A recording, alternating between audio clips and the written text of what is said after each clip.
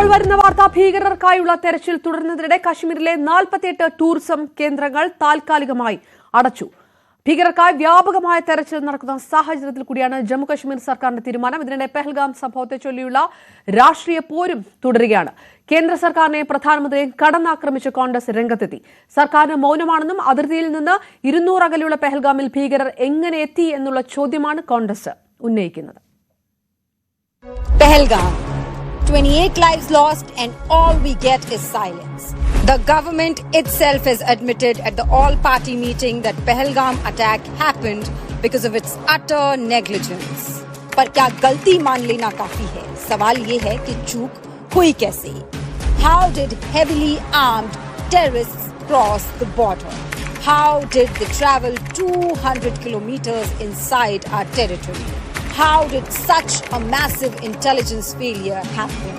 Why was there no security where thousands of tourists had gathered?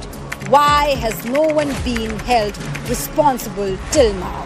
और सबसे जरूरी सवाल, 56 इंच कहां गायब हो जाते हैं जब भी देश को जरूरत होती है?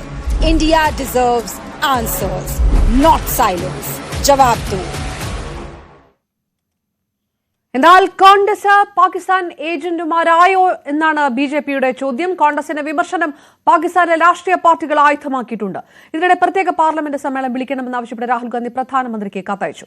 വിവരങ്ങളുമായി ടി സജിത്ത് ചേർന്നു. സജിത്ത്, രാഷ്ട്രീയ നിലപാടിലേക്ക് പോകുന്നതിന് മുൻപ് ഏറ്റവും പ്രധാനപ്പെട്ട കാര്യങ്ങൾ, ടൂറിസം കേന്ദ്രങ്ങൾ അടച്ചിരിക്കുന്നു എന്നുള്ളത്. അതായത് 87ഓളം ടൂറിസം കേന്ദ്രങ്ങളിൽ 48ഉം അടച്ചിരിക്കുന്നു. അതായത് പകുതിയിലേറെ ടൂറിസം കേന്ദ്രങ്ങൾ അടയ്ക്കുന്നത് കൂടുതൽ തെരച്ചിലിന്റെ ഭാഗമായിട്ട് കൂടുതൽ ജാഗ്രതയുടെ ഒരു സാഹചര്യത്തിലേക്ക് കശ്മീർ കടക്കുന്നു എന്നുള്ളത് കൊണ്ടുകൂടിയാണോ?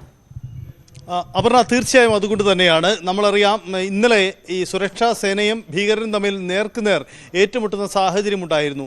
പരസ്പരം വെടിവെച്ചെങ്കിലും ഭീകരർ കടന്നു കളയുകയായിരുന്നു. അതാണ് പിന്നീട് സുരക്ഷാ സേന നൽകിയ വിശദീകരണം. ആ തരത്തിലുള്ള തിരച്ചിൽ ആ മേഖലകളിൽ ഇപ്പോഴും തുടരുകയാണ്. പ്രത്യേകിച്ച് ടൂറിസം മേഖലകളിലടക്കം കൂടുതൽ തിരച്ചിലുകൾ ഉണ്ടാകും. അതുകൊണ്ട് തന്നെയാണ് പൂർണ്ണമായും വിനോദസഞ്ചാരികളെയും പ്രദേശവാസികളെയും ഒക്കെ അവിടുന്ന് മാറ്റിക്കൊണ്ട് അത് താൽക്കാലികമായി അടച്ചിടാനുള്ള തീരുമാനം. 48 ടൂറിസം ഇടങ്ങളാണ് അടച്ചിരിക്കുന്നത്. ഇതിൽ ചിലത് താൽക്കാലികമായിട്ടാണ്, ചിലത് സ്ഥിരമായി തന്നെ അടച്ചു കഴിഞ്ഞതെന്നാണ് പ്രാദേശിക ഭരണകൂടം വ്യക്തമാക്കിയിരിക്കുന്നത്. കാരണം അവിടേക്ക് ടൂറിസ്റ്റുകളെ അനുവദിക്കാൻ കഴിയാത്ത സാഹചര്യം ചിലയിടങ്ങളിൽ ഉണ്ടായിട്ടുണ്ട്. അതുകൊണ്ട് കൂടിയാണ് ഇത്തരമൊരു മുൻകരുതൽ ഇപ്പോൾ സ്വീകരിച്ചിരിക്കുന്നത്. ടൂറിസം കേന്ദ്രങ്ങൾ അടച്ചിട്ടുകൊണ്ടുള്ള മുൻകരുതൽ ഇക്കാര്യത്തിൽ ഉണ്ടായിട്ടുണ്ട് എന്നതാണ് സാഹചര്യം. കൂടുതൽ ഇടങ്ങളിൽ ഏറ്റുമുട്ടൽ നടക്കുന്നുണ്ട്, തിരച്ചിൽ നടക്കുന്നുണ്ട്. അതിനുള്ള സൗകര്യം ഒരുക്കൽ കൂടിയാണ് ഇതിന്റെ ഭാഗമായി എടുത്തിരിക്കുന്നത്. ഇതിനിടയിലാണ് അപർണ സൂചിപ്പിച്ചതുപോലെയുള്ള രാഷ്ട്രീയ വിവാദങ്ങളും ഉയർന്നു വരുന്നത്. പ്രത്യേകിച്ച് കോൺഗ്രസ് കേന്ദ്ര സർക്കാരിനെ കടന്നാക്രമിക്കുകയാണ്. 200 കിലോമീറ്റർ ഉണ്ട് അതിർത്തിയിൽ നിന്നും പെഹൽഗാമിലേക്ക്. ഇവിടേക്ക് എങ്ങനെയാണ് ദിവസങ്ങൾക്ക് മുൻപ് ആസൂത്രിതമായി ഈ ഭീകരവാദികൾക്ക് എത്താൻ കഴിഞ്ഞത്? അതിന് സൗകര്യമൊരുങ്ങിയത് എങ്ങനെയാണ്? രാജ്യത്തെ പ്രധാന സിറ്റികളിലൊന്നും സുരക്ഷ ഇല്ല. ഇക്കാര്യത്തിൽ കേന്ദ്ര സർക്കാരിന്റെ മൗനമാണ്. കേന്ദ്ര സർക്കാർ അമിത്ഷായും പ്രധാനമന്ത്രിയും അടക്കം ഇക്കാര്യത്തിൽ പ്രതികരിക്കണമെന്നതാണ് കോൺഗ്രസ് പുറത്തിറക്കിയ വീഡിയോയിൽ പറയുന്നത്. ഈ വീഡിയോയ്ക്ക് ബിജെപിയും മറുപടി നൽകുന്നുണ്ട്.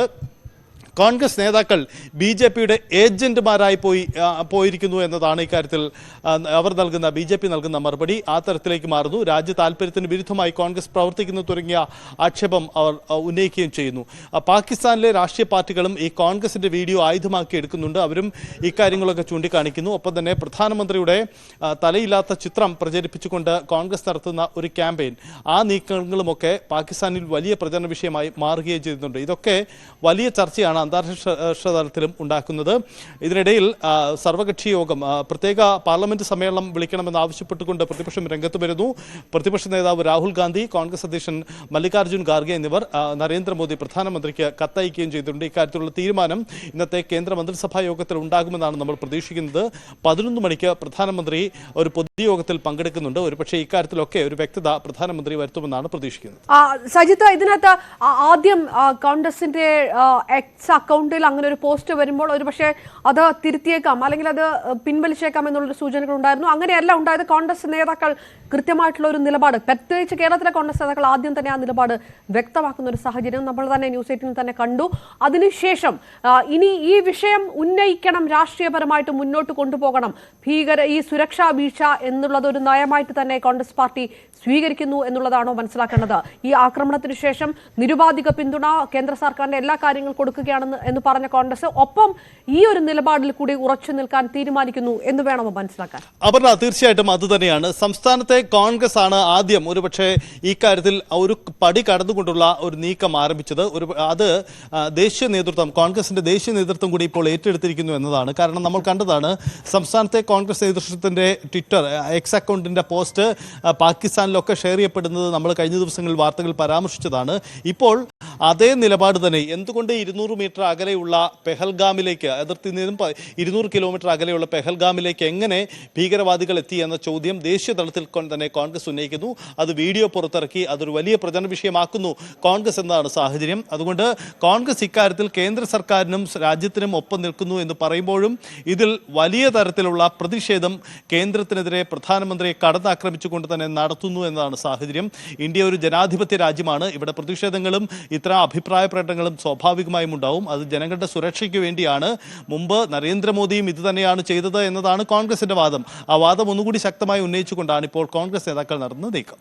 TG സജിത്താണ് വിവരങ്ങൾ നൽകിയത്. പ്രധാനമന്ത്രിക്ക് കത്തയച്ചിരിക്കുകയാണ്. രാഹുൽ ഗാന്ധി പ്രത്യേക പാർലമെന്റ് സമ്മേളനം വിളിക്കണമെന്ന് ആവശ്യപ്പെട്ടുകൊണ്ട്.